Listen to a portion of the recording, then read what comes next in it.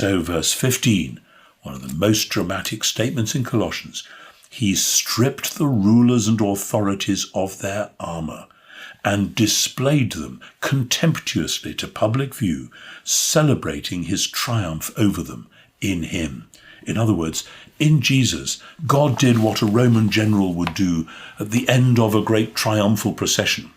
Scholars have studied how the Roman triumph system worked, that when a general won a great victory out there in the wider world, because they tried not to have battles in Rome itself if they could help it, then in the days before electronic media or even newspapers, how would people back home know that a great victory had been won?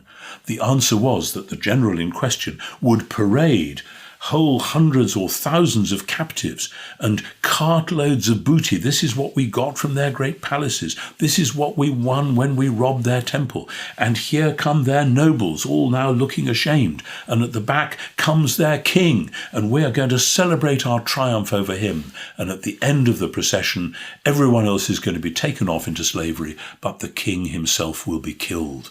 That happened in Titus's triumph after the Romans destroyed Jerusalem in AD 70.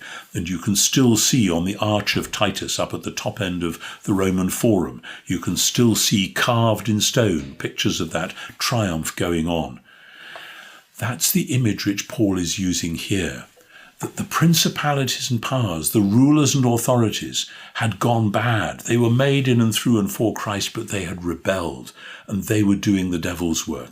They were doing the work of chaos and destruction. And what's happened on the cross is that the victory which Jesus won actually throughout his public career, starting with his victory over temptations in the desert, that victory was celebrated gloriously on the cross, when in fact it was they who were being led in triumphal procession.